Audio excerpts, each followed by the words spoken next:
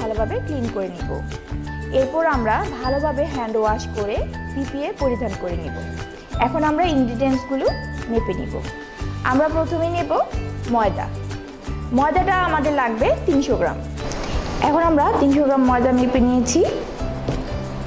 তারপর নেব আমরা গুঁড়া দুধ। এখন আমরা গুঁড়া দুধটা মেপে নেব।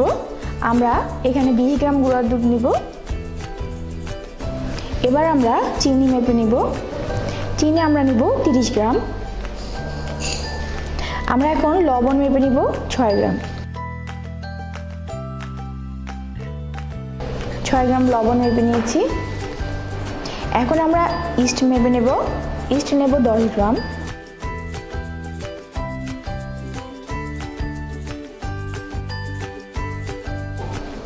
আমরা এখন ইস্ট মেপে নিচ্ছি 10 গ্রাম। এখন আমরা ব্রেড ইমপ্রুভার মেপে নেব। ব্রেড ইমপ্রুভার আমাদের লাগবে 1 পিঞ্চ। আপনারা চাইলে এটা 3 আঙ্গুলের 1 চিমটিও দিতে পারবেন। এখন আমরা ডিমটা মেপে নেব। আমরা একটা আস্ত ডিম ফেটে নিব। এখানে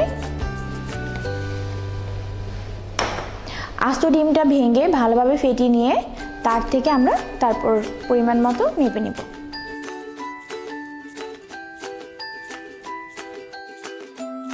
আপনারা চাইলে ডিমটা ফেটার পরে অর্ধেক পিস নিয়ে নিতে পারেন। আর যদি ডিমটা 48 গ্রাম হয় বা 50 গ্রাম হয় তার অর্ধেক মেপে নিলেও হবে।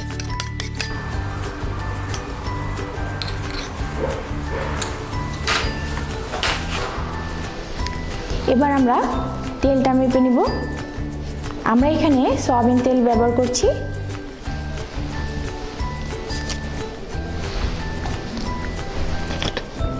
সয়াবিন তেলটা নিব 20 গ্রাম।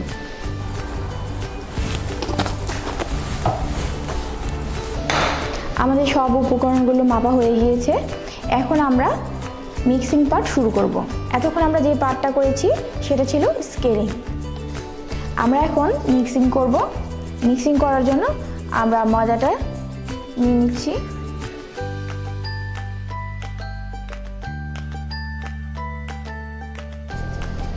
এখন আমরা উপকরণগুলো এক সাইড দিয়ে দিয়ে নেব। আমরা প্রথমে ইস্টটা দিয়ে নিব। তবে খেয়াল রাখতে হবে ইস্টের পাশে কিন্তু আমরা লবণটা দিব না। লবণ দিব ইস্ট থেকে একটু দূরে। তারপর আমরা দিয়ে নেব চিনিটা। চিনিটা আমরা ইস্টের পাশে দিব।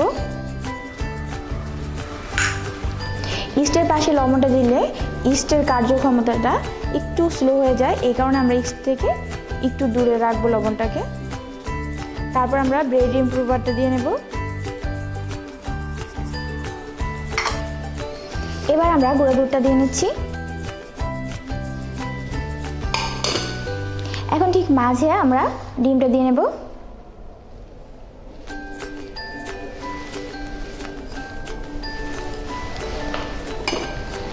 তেলটা আমরা এখনই দেব না, একটু পরে দেব। প্রথমে আমরা এগুলো একটু হালকা করে মিশিয়ে নেব। তারপর আমরা এটা পানি দিয়ে মিশিয়ে নেব।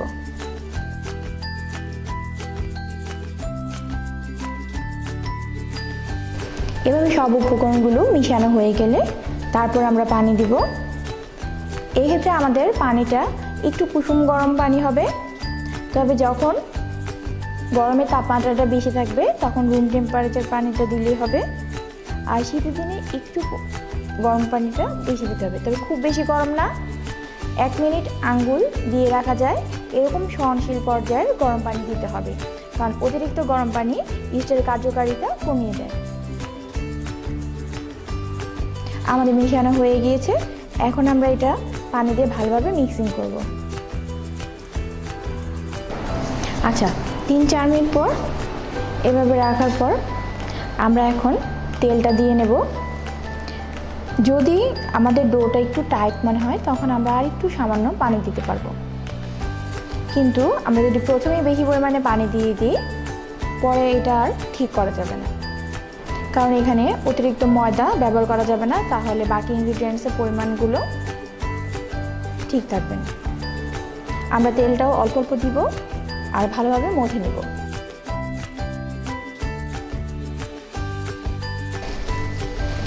এই ডোটা যখন আমরা অনেক বেশি পরিমাণে করব তখন আমরা মিক্সিং মেশিনে খুব সহজেই তৈরি করে নিতে পারবো। এবার তেলটা মিশানো হয়ে গেলে তারপর ভালোভাবে মথে নিতে হবে। আমরা মিক্সিং কতক্ষণ করব? আমরা মিক্সিং হয়ে গিয়েছে সেটা বোঝার জন্য আমরা দুইটা টেকনিক অবলম্বন করব। সেটা হলো যখন আমরা ক্লিনিং করব, এই যেখানে আমরা মিক্সিং করব সেই বোলটা বা টেবিলটা ক্লিন হয়ে আসবে এবং ডোটা শাইনিং দেবে, তখন বুঝতে হবে আমাদের মিক্সিংটা পারফেক্ট হয়েছে। এবার এটা আমরা একটু লম্বাভাবে সামনের দিকে টেনে আবার পেছনে নিয়ে আসবো, আবার সামনের দিকে টেনে এভাবে পেছনে নিয়ে আসবো। এভাবে করে ডোটা ভালোভাবে মথে নিলে মিক্সিংটা খুব পারফেক্ট হবে।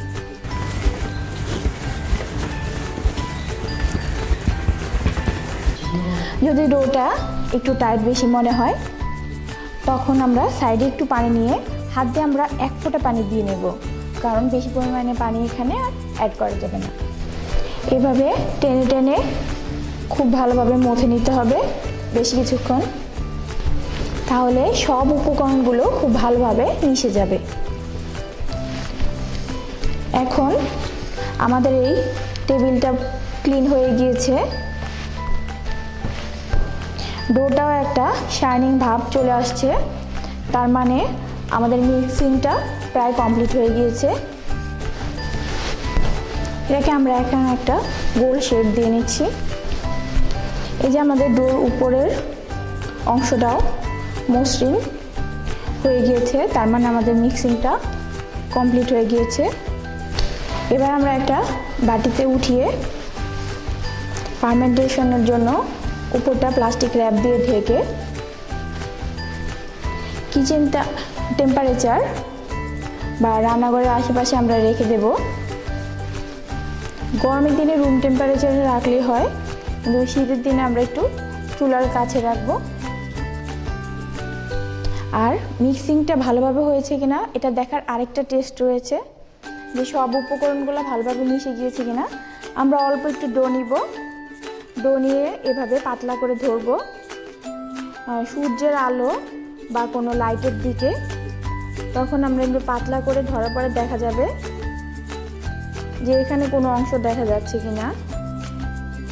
যদি কোনো অংশ দেখা যায় তাহলে বুঝতে হবে আরেকটু আমাদের মথে নিতে হবে। আর যদি একবারে স্বচ্ছ দেখা যায়, কোনো অংশ দেখা যায় না, তাহলে বুঝতে হবে উপকরণগুলো ভালোভাবে মিশে গিয়েছে। আমরা এই বোলে একটু অয়েল দিয়ে গ্রিস করে নিতে পারি, অথবা আমরা একটু উপর থেকে ময়দা ডাস্ট করে নেব, তাহলে আর ডোর নিচের অংশটা বাটিতে লেগে যাবে না।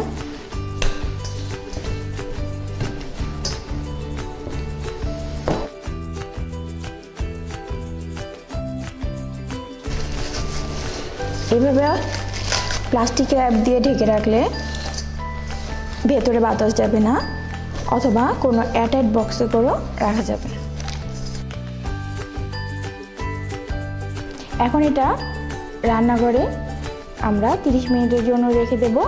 তবে শীতে একটু বেশি সময় লাগতে পারে, কারণ শীতকালে ফার্মেন্টেশন হতে একটু বেশি সময় লাগে, কিন্তু গরম দিনে অনেক সময় 20 মিনিটেও হয়ে যায়। আমরা এখন চলে এসেছি প্রায় 30 মিনিট পর। আমাদের ডোটা ফুলে ডাবল হয়ে গিয়েছে। ফার্মেন্টেশন বোঝার কয়েকটা পর্যায় রয়েছে। এটা প্রথম পর্যায় হলো ডোটা ফুলে প্রায় ডাবল হয়ে যাবে, তারপর আমরা একটা টেস্ট করব। এটাকে নকব্যাক টেস্ট বলা হয়, অর্থাৎ আমি একটা আঙ্গুল দিয়ে ভেতরে পুশ করব, দেখব আমার আঙ্গুলে কোনো ডোর অংশ লেগে আসছে কিনা। যদি কিছু না লেগে আসে তাহলে বোঝা যাবে ফার্মেন্টেশনটা সঠিকভাবে কমপ্লিট হয়েছে, আর যদি লেগে আসে তাহলে আরও কিছুক্ষণ রাখতে হবে এটা ফার্মেন্টেশনের জন্য।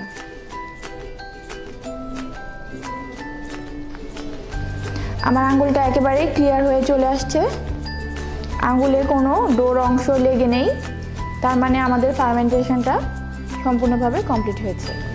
আচ্ছা, আমরা এই ওয়ার্কিং টেবিলে আমরা একটু অল্প করে ময়দা ডাস্ট করে নিব, খুবই সামান্য।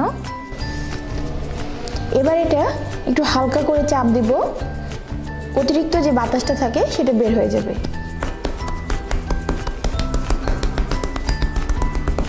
খুব বেশি এখন কিন্তু আর ডোটাকে মথা যাবে না বা চাপাচাপি করা যাবে না, আলতো করে এভাবে চাপ দিয়ে আমরা অতিরিক্ত বাতাসটা বের করে দেব। এবার আমরা যদি পাউরুটি করি তাহলে আমরা একটা পাউরুটির মোল্ডে দিয়ে নেব।